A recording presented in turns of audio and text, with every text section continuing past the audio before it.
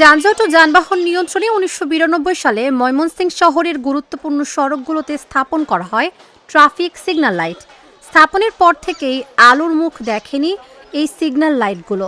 আধুনিক ট্রাফিক ব্যবস্থা ধ্বংস করে এখন যানবাহন নিয়ন্ত্রণ করা হচ্ছে ট্রাফিক পুলিশের হাতের ইশারায়।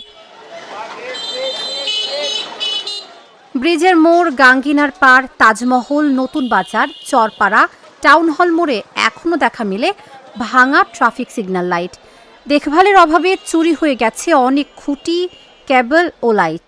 আমাদের এই যে লাইটের সমস্যা, এটা আমাদের অনেক আগের থেকেই এই বলে যে করে দিবে, কিন্তু না, এটার কোনো সুরাহা নাই। তো সিগন্যাল লাইট থাকলে ভালো আছেন, সিঙ্গেল পালা ডাইনে বামে গেলে সিঙ্গেল থাকলে একটা সিঙ্গেল দিলে ধরে দেখলো নামটা যে ঠেন্ডা দিলে তো অ্যাক্সিডেন্টের দুর্ঘটনা, বুঝলেন না?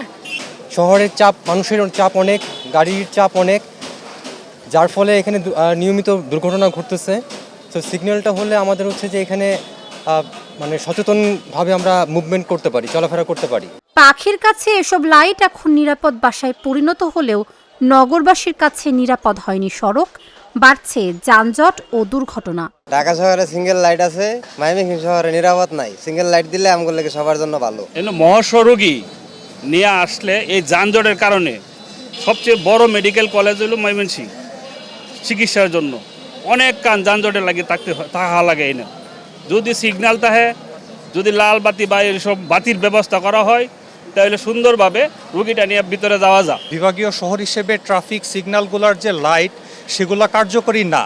ট্রাফিক লাইটগুলা ঠিকমতো সচল না থাকার কারণে আমাদের যানজট লেগেই থাকে। তো ট্রাফিক সিগন্যালগুলোর জন্য অটোমেশন হয়, সেগুলোর জন্য আধুনিক হয়, তাহলে নির্বিঘ্নে যানবাহনগুলো চলাচল করতে পারবে আর কি। বিভাগীয় শহরে ট্রাফিক ব্যবস্থার উন্নয়নের পরিবর্তে যারা রাষ্ট্রের কোটি টাকার সম্পদ অপচয় করেছে তাদেরকে শাস্তির আওতায় আনার দাবি জানান নাগরিক নেতৃবৃন্দ। এই বিভাগীয় শহরের এই যানজট এবং ট্রাফিক ব্যবস্থা নিয়ন্ত্রণের জন্য এই আমাদের ডিজিটালাইজ ট্রাফিক সিগন্যাল একান্ত প্রয়োজন। এবং এই কাজটি না করার ফলে যে রাষ্ট্রের যে সম্পত্তি অপচয় হয়েছে, যে কোটি কোটি টাকার যে অপচয় হয়েছে এই জনগণের টাকায়, এর জন্য যারা দায়বদ্ধ, যারা দায়ী, আমরা মনে করি তাদেরকে বিভাগীয় শাস্তি এবং জনগণের কাঠগড়ে দাঁড় করা উচিত। এদিকে সিটি কর্পোরেশনের প্রশাসক বলছেন, নগরবাসী ও চালকদের ট্রাফিক সিগন্যাল লাইট ব্যবহারে কাউন্সিলিং করে এগুলো পুনরায় চালুর উদ্যোগ নেওয়া হবে।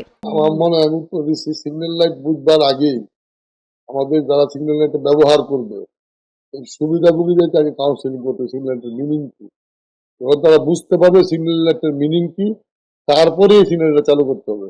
যার জন্য আপনি সিগন্যাল লাইট দিবেন সেই যদি না বুঝে সিগন্যাল লাইটের লাল বাতি কি, সবুজ বাতি কি, সিগন্যাল লাইট দিয়ে লাভ হবে না। তাদেরকে আগে বোঝাতে হবে যে এই সিগন্যাল তার যখন তারা কাউন্সিলিং মধ্যে বুঝতে পারবে যে আমার লাল বাতি জ্বললে আর চলতে পারবো না, সবুজ জ্বললে চলতে পারবো, তখন আমরা সিগন্যাল চালু করবো। এটা এখন খুব ব্যয়বহুল না, এটা একটা সহজ ব্যবস্থা। অসহনীয় যানজট নিরসন করতে ময়মনসিংহ শহরের বিভিন্ন সড়কে কাজ করছে ট্রাফিক পুলিশের ১২০ জন সদস্য। Dhaka journal, news desk.